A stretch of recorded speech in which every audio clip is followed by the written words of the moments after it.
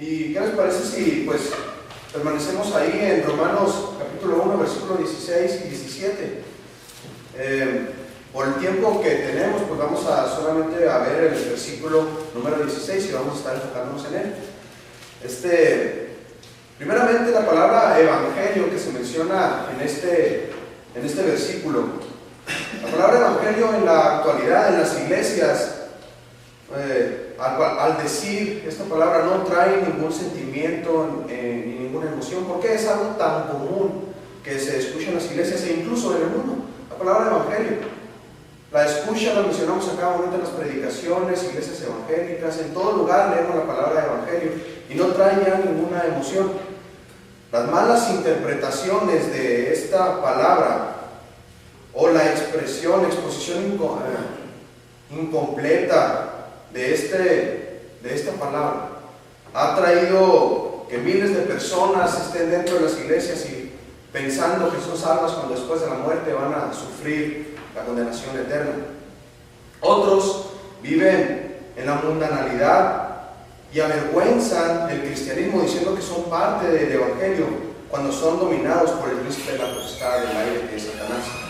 Otros son impopulares, criticados e incluso perseguidos por predicar un evangelio verdadero. Las iglesias que predican este evangelio, el evangelio correcto, han llegado a grado de que pues a veces sus bancas se encuentran vacías. Los predicadores, como ya había mencionado, son impopulares, son muy criticados por otras personas y ante la sociedad no somos reconocidos de cierta forma. El apóstol Pablo escribió a la iglesia de Roma acerca de este verdadero evangelio, el evangelio de la salvación por todos los hombres que tuvieran fe creyendo en Cristo Jesús, siendo justificados por Dios nuestro Padre. El evangelio consiste en la salvación del hombre por fe en Cristo Jesús, dejando afuera toda nuestra vieja manera de vivir y sometiéndonos a la voluntad de Cristo. Quiero que los que escuchemos este mensaje comprendamos qué implica el verdadero evangelio, quiénes son los que avergüenzan este evangelio y qué podemos nosotros hacer para poder llevar esta palabra a que cause una emoción, no como se malinterprete, sino una emoción de reconocer qué implica este verdadero evangelio. Ahora, conozcamos un poco del contexto de la carta a los romanos. El apóstol Pablo nunca había visitado Roma, pues ustedes saben sobre todo esto. Él expresa su deseo de poder ir a Roma. Lo más probable es que la iglesia de Roma se haya fundado por algunos hombres que escucharon del evangelio y se convirtieron el día del Pentecostés. Pablo conoció a dos frutos a lo mejor de esta iglesia, Priscila y Aquila, que estuvo trabajando él durante mucho tiempo con ellos en el evangelio. Y pues podemos comprender de la estructura de la carta a los romanos. Es la carta magna del apóstol Pablo. Esta carta ayudó a que los reformadores pudieran llevar o impulsar lo que sería la reforma de la iglesia. Esta carta es la base de muchas de las doctrinas que nosotros ahorita tenemos. Esta carta defiende lo que implica la corrupción total del hombre en la justificación por fe en Cristo Jesús, y es lo que expresa el apóstol Pablo. Y uno de los comentaristas menciona que estos dos versículos, el 16 y el 17, son la tesis del evangelio de Cristo. Así lo mencionó, y es como quiero llamar a este sermón, la tesis del evangelio de Cristo. Y se presenta solamente en dos versículos. Para poder desarrollar toda la teología que presenta el apóstol Pablo durante la carta, menciona estos dos versículos. Pero antes, en el capítulo 1, menciona un poco de qué implica lo que expresa en esta carta. Primero, él se presenta como apóstol de Jesucristo, defiende su apostolado y la autoridad con la cual escribe esta carta. También expresa su deseo de poder ir a Roma, de confirmar el evangelio a estos romanos que a lo mejor nunca, o más bien nunca, habían escuchado una enseñanza directamente de un apóstol. En Roma se vivía una situación un poco difícil. Algunos judíos, una gran colonia judía se encontraba en Roma, entonces estaban unos judio-cristianos supuestamente cristianos, estaban tratando de involucrar a la iglesia en el legalismo judío, en la salvación por obras, en la salvación por cumplir la ley, la circuncisión y otros rituales judíos. Entonces se presenta un cierto problema y el apóstol Pablo habla sobre esto en la carta a los romanos. También, como podemos ver en el capítulo 6, dice: pecaremos para que la gracia abunde de ninguna manera, ¿no? Hablas también sobre cómo los judíos habían dicho que, bueno, si la salvación es por gracia, entonces tenemos que pecar de gran manera para poder recibir más gracia de Dios. Y este tipo de cosas estaban viviendo en la iglesia de Roma. Pero vamos a enfocarnos ahora sí en la primera parte del versículo 16. El Evangelio es un honor para todos nosotros como cristianos. El Evangelio es un honor para todos nosotros como cristianos. Dijo el apóstol Pablo para comenzar esta tesis: porque no me avergüenzo del Evangelio. Porque no me avergüenzo del Evangelio. Esta expresión la podemos entender si vamos desde el versículo 1 de la carta. Pablo se presenta como apóstol de este Evangelio. Después describe la obra de Dios a través de Cristo y da a conocer su deseo de visitar y confirmar a la iglesia de Roma. Entonces, está hablándole a gente cristiana y él como apóstol de este Evangelio. Por eso ellos comprendían: no me avergüenzo de este Evangelio. Pero ¿por qué dice que no se avergüenza del Evangelio? ¿Por qué? Podemos ver a través de todo el libro de Hechos y vemos de qué manera el apóstol Pablo vivió.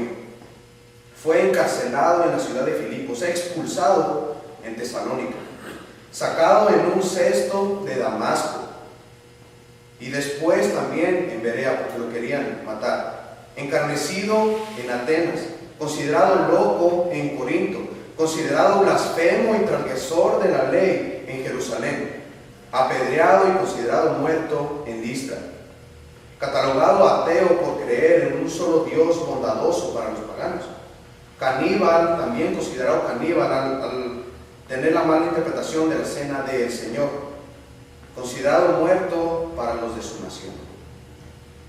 Por eso tiene la necesidad el apóstol Pablo de decir: no me avergüenzo de este Evangelio. También este Evangelio es una piedra de tropiezo para los judíos y una locura para los gentiles. Tampoco es atractivo para el mundo, ni el sistema religioso actual, que se basa en una simple mundanalidad disfrazada de piedad y amor. En las iglesias actuales se vive una expresión de un evangelio tan diluido, pero con un rostro de bondad, de piedad y de amor. Este evangelio es una piedra de tropiezo y cae mal para este tipo de personas. Además, el Evangelio saca a la luz el pecado y la corrupción del hombre. Esto es lo que trae este Evangelio. Por eso el apóstol Pablo se ve la necesidad de decir: no me avergüenzo del Evangelio. En la actualidad también muchas iglesias se avergüenzan de este Evangelio, lo contrario del apóstol Pablo, inventando un Evangelio diluido que complace las necesidades de la gente, las necesidades egoístas de los incrédulos, y les protege en una vida llena a lo mejor de prosperidad económica, nada de sufrimiento, apapacho con su vida pecaminosa. Pero este evangelio que ellos dicen no salva. Ese evangelio que ellos tratan de predicar no salva y avergüenzan el evangelio. Algo así pasó en la iglesia de los Gálatas. Tal vez no de liberalismo, pero sí de legalismo judío. Gálatas 1:6. Estoy maravillado de que tan pronto os hayáis alejado de que os llamó por la gracia de Dios y de Cristo, para seguir un evangelio diferente. Versículo 7. No que haya otros, sino que hay algunos que os perturban y quieren pervertir el evangelio de Cristo. Así podríamos decir ahora.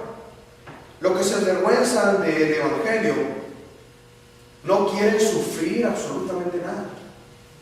Esperan que toda la vida en esta tierra esté llena de bendiciones egoístas que satisfacen sus deseos sin tener que sacrificar absolutamente nada, aún ni siquiera dejar su vida pecaminosa. Y dos casos se presentaron cuando Jesucristo estuvo aquí en la tierra. Mateo 8:19. Y vino un escriba y le dijo a Jesucristo: Maestro, te seguiré a donde quiera que vayas. Pero Jesús le dijo: las zorras tienen su guarida y las aves del cielo su nido, mas el Hijo del Hombre no tiene en dónde recostar su cabeza. Capítulo 8, versículo 21. Otro de sus discípulos le dijo: Señor, permíteme que vaya primero y entierre a mi Padre. Y Jesús le dijo: sígueme, deja que los muertos entierren a sus muertos. Cuando Jesucristo llama y presenta el Evangelio, cuando Jesucristo representó el Evangelio aquí en la tierra, no quería o no debía tener otra persona que quisiera seguirle este tipo de actitudes.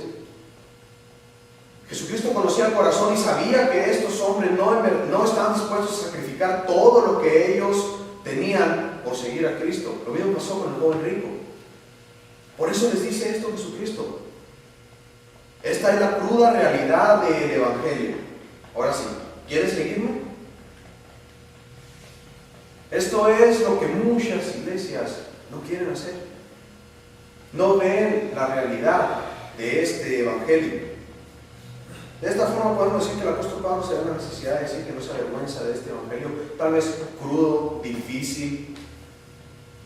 Wilson dijo: la impopularidad de un Cristo crucificado ha impulsado a muchos a presentar un mensaje que sea más apetecible para el gusto del incrédulo. Pero al despojar el Evangelio de la ofensa de la cruz, siempre se convierte en algo carente de eficacia. Un evangelio inofensivo también es un evangelio inoperable. Avergonzarse es negar algo completamente. Vamos a ver lo contrario de la palabra avergonzarse. ¿Qué implica avergonzarse? Es negar algo completamente. Negar una relación completamente con algo. Yo no tengo ninguna relación con eso.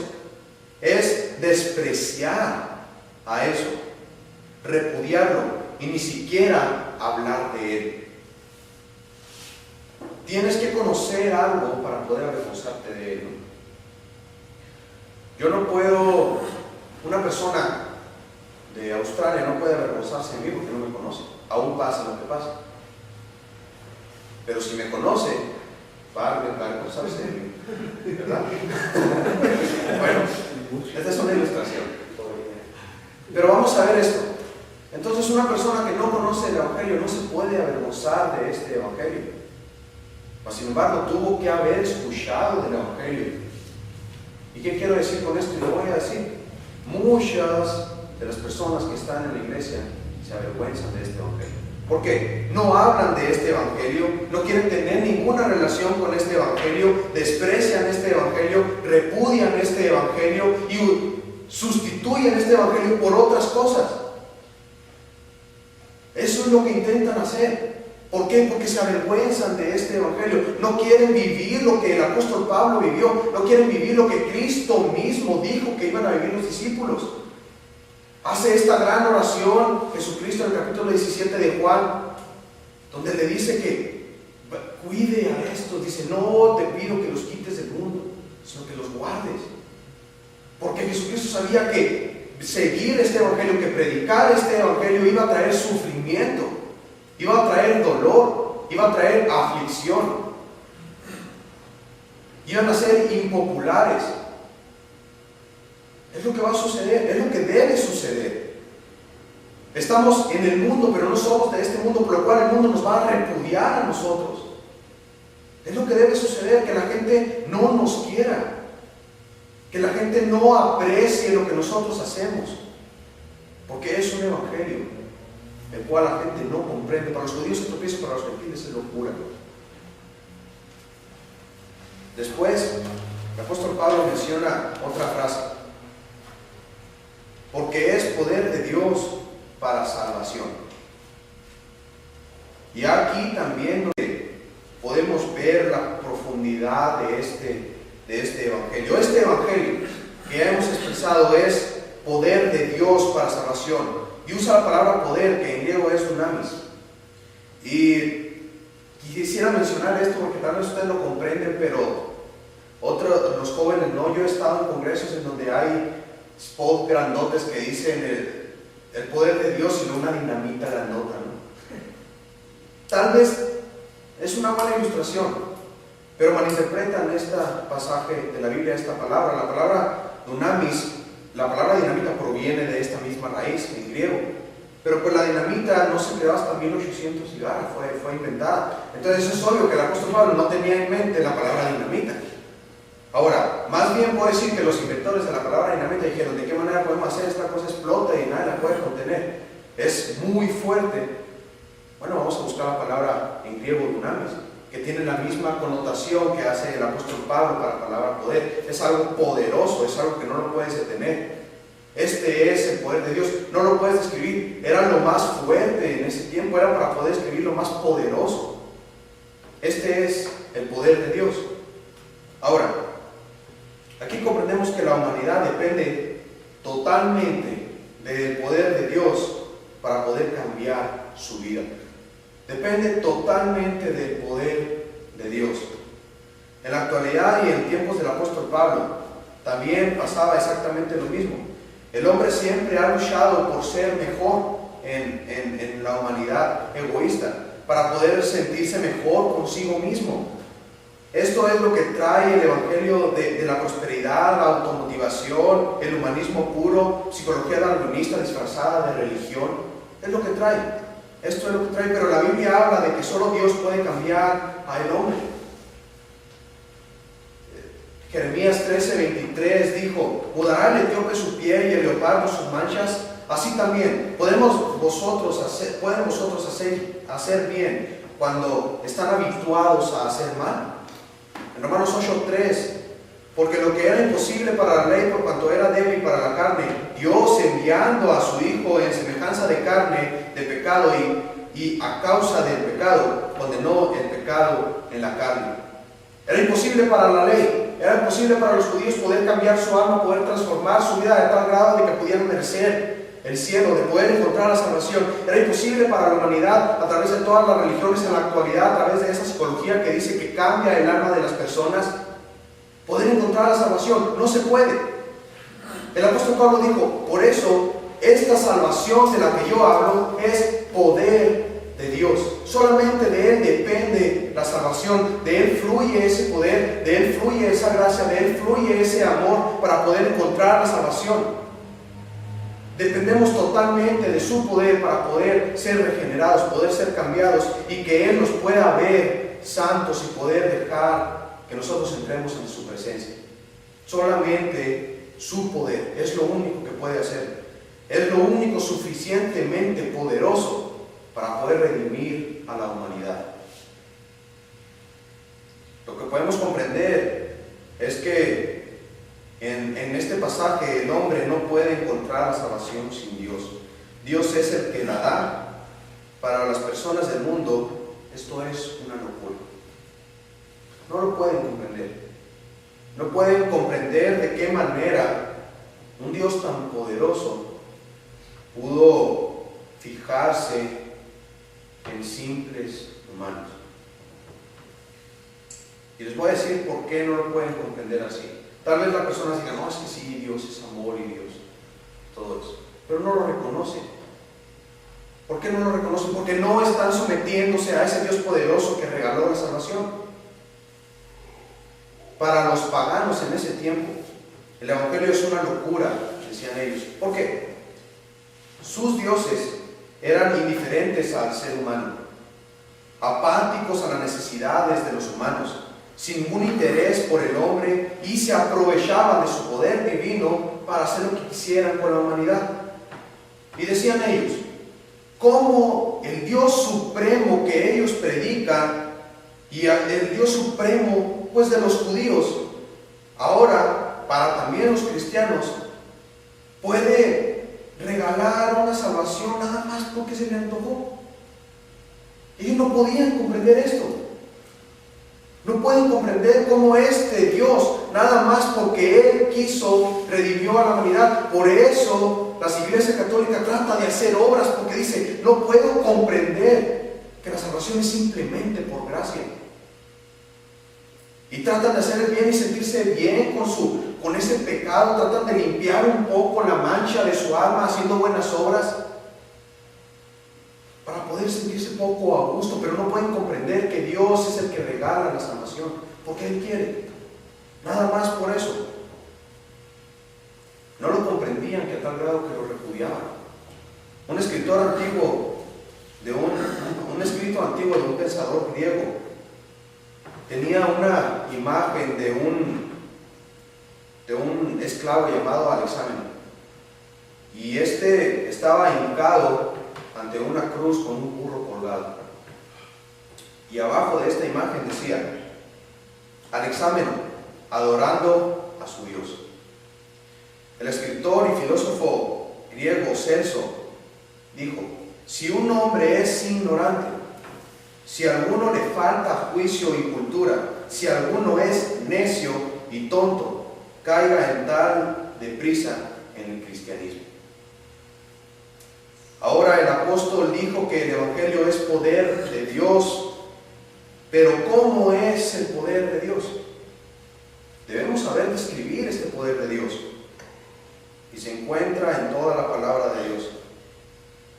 El apóstol Pablo lo describió también.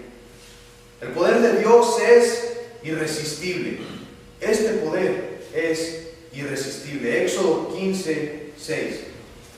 Es inescrutable. Job 9:3. No voy a leer los versículos por el tiempo. Es incomparable. Salmo 89:8.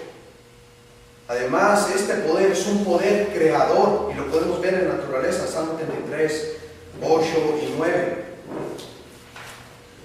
También, sobre todo, el poder de Dios y la máxima manifestación del poder de Dios no fue en la creación. La máxima manifestación del poder de Dios fue en la salvación de la humanidad. Hablamos del poder de Dios y explicamos un poco en cuestión a esto. Pero para poder concluir, debemos mencionar sobre esta palabra, salvación. La palabra salvación la podemos describir de esta manera: es la erradicación de la condenación eterna por medio de Cristo Jesús. La voy a leer otra vez. La salvación es la erradicación de la condenación eterna por medio de Cristo Jesús. En Roma había griegos que decían que la salvación del alma era a través del conocimiento, y en las escuelas filosóficas a ellos les llamaban hospitales del alma. Pero también en Roma había una gran comunidad de judíos, como ya lo había mencionado, pero que ellos decían que la salvación podía venir a través del cumplimiento de la ley. Estas dos cosas podían menguar un poco el repudio o el hedor del pecado en el alma de estos hombres. Las obras que hacemos pueden quitar un poco ese dolor o esa llaga que causa el pecado. No pueden menguar, pero no lo erradica completamente y no quita esa mancha de pecado a tal grado que Dios puede repudiar. Solamente la salvación que proviene de Dios es la que puede hacer esto. ¿Qué es la salvación? La salvación es libertad, Juan 8:33, así que si el Hijo libertad seréis verdaderamente libres. La salvación da libertad de la perdición, Mateo 18:11, porque el Hijo del Hombre ha venido para salvar a los que se han perdido. Esta salvación trae libertad en contra de la ira de Dios, Romanos 5:9, pues mucho más estando ya justificados en su sangre, por él seremos salvos de la ira. Esta salvación nos liberta de la esclavitud y del pecado, Mateo 1:21. Y dará a luz un hijo y llamará su nombre Jesús, porque él salvará a su pueblo de sus pecados. Esta salvación nos liberta de las tinieblas, Colosenses 1:13, el cual nos ha librado de la potestad de las tinieblas y trasladado al reino de su amado Hijo. Comprendemos pues que el poder de Dios se manifestó en esta salvación por medio de Cristo Jesús, salvando a la humanidad de los pecados. Ahora, ¿qué es lo que podemos hacer? Esto lo describe el apóstol Pablo en el capítulo 17, que esperemos pues después lo vamos a evaluar. Y nada más unas aplicaciones rápidas para concluir. Nosotros tenemos la oportunidad de presentar este evangelio, pero en mi poca experiencia, o puedo decir nada de experiencia en el ministerio, no como pastor, sino apoyando en las iglesias, estando aquí en el seminario, puedo decir que podemos caer a lo mejor en el peligro de diluir o presentar un evangelio, incluso avergonzar el evangelio. Todos corremos este peligro. Debemos estar conscientes de ello. Por lo cual, apegarnos lo más posible a las Escrituras, como se nos ha enseñado siempre. Como se nos ha enseñado siempre, y no es una enseñanza nueva, sino es una que podamos recordar y tener siempre en mente, que apegarnos lo más posible a las Escrituras. Podemos decir, como el apóstol Pablo, no me avergüenzo de este evangelio. A tal grado de que nuestra vida refleje, a lo mejor no el sufrimiento del apóstol Pablo, pero sí los frutos de gente que se ha levantado, a lo mejor que Dios ha usado nuestra predicación, nuestra enseñanza, nuestro testimonio, o gente que no era cristiana, gente que solo estaba ahí para dividir la iglesia. A lo mejor sí hay. A veces pensamos que el fruto es tener las bancas llenas, pero yo lo vi en Parral. Llegué, los jóvenes tenían un tema una vez al mes. El pastor me dijo, tú te encargas de los jóvenes. Bueno, está bien. Empecé a predicar todos los sábados y ya nadie vino. De cierta forma había un fruto. ¿Por qué? Ellos se dieron cuenta que no les gusta el evangelio. Por lo menos ya saben que no les gusta el evangelio.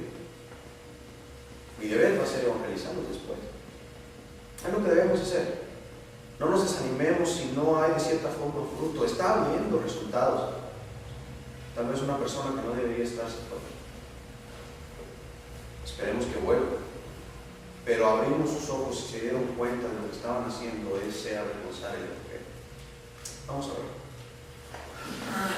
Y Dios, te agradezco, Padre, por estas palabras que tú has dado. Y Dios, por medio del apóstol Pablo. Gracias, Señor, porque nos permites ver este evangelio, Padre celestial, verdadero.